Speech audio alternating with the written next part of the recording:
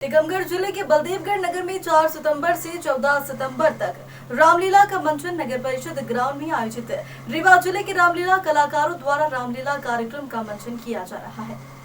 रामलीला के बने स्वरूपों के माध्यम से भगवान राम जन्म से लेकर राज तिलक तक रामलीला मंचन किया जाएगा।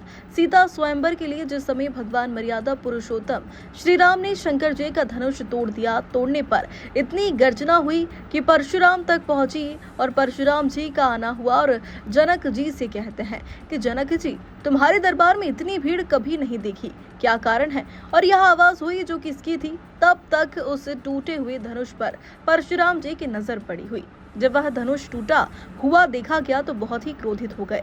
तेजस्वी ने तभी क्रोधित होकर हाथ में फरसा उठाया और कहने लगे कि कौन था वह बहादुर अपराधी जिसने भगवान भोलेनाथ के धनुष को तोड़ दिया? कौन था वह मैया जिसने उसे जन्म देकर सायना किया है, जिसने भोले बाबा के धनुष को तोड़कर सीता जी के साथ रिश्ता जोड़ करके अपनी मौत को बुला लिया? बड़े बड़े बहादुर राजा परशुराम के क्रोध को निहार करके उनके पैरों पर गिरने लगे, बिना पूछे ही सारा परिचय देने लगी और सबको दुखी देखकर भगवान राम ने अपने दोनों हाथ जोड़कर कहा कि माफ करना ब्राह्मण देवता, धनुष तोड़ने वाला कोई गैर नहीं, माफ करना भोले बाबा के धनुष को तोड़ने वाला आपका सेवक के अलावा किसका काम हो सकता है? ये कहने लगी। और सेवक के बारे में तुझे कुछ ज्ञान नहीं है, सेवक तो वह होता है जो सेवा जैसे काम करता है।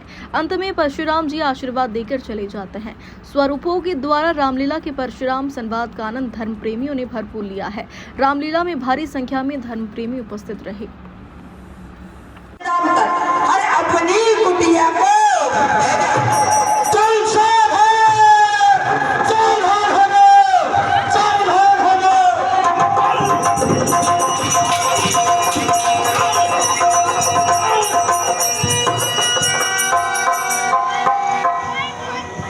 ऋषिवर, आप अपने शांत को क्रोध करें, क्योंकि हम आपके ऋषि मुनि महात्मा हैं, एक अबोध बालक हैं और बच्चों के बातों में हम आज जैसे ऋषि मुनि महात्माओं को ध्यान नहीं देना चाहिए।